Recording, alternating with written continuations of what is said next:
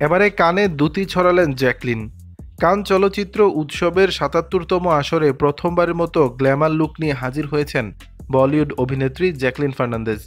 সোমবার প্রথমবারের মতো কান উৎসবের লাল গালিচায় হাঁটলেন অভিনেত্রী। ভারতীয় গণমাধ্যমগুলো বলছে, জ্যাকলিন ফার্নান্দেজ তার ইমি ইমি গানের জনপ্রিয়তার পর এবার কান উৎসবে সবার নজর কাড়লেন। এ সময় তিনি একটি বিএমডব্লিউ গাড়িকে প্রমোট করেছেন। এদিন মিকেল ডি কাউচারের ডিজাইনে ঝলমলে রোজ গোল্ড রঙের কাস্টম গাউনে যেন সহজেই স্পটলাইট কেড়ে নিয়েছেন জ্যাকলিন। কানে যাওয়ার আগে এক সাক্ষাৎকারে অভিনেত্রী জানিয়েছিলেন যে তিনি ঠিক কতটা এক্সাইটেড। জ্যাকলিন বলেন, এত মর্যাদাপূর্ণ একটি রেড কার্পেটে হাঁটতে পারা ভাগ্যের বিষয় তার কাছে।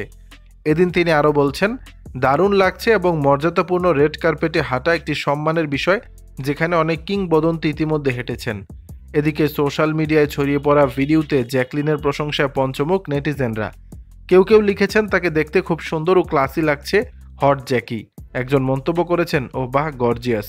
দর্শক, ছবিতে জ্যাকলিনকে দেখতে কেমন লাগছে তা জানিয়ে দিবেন নিচের কমেন্ট বক্সে।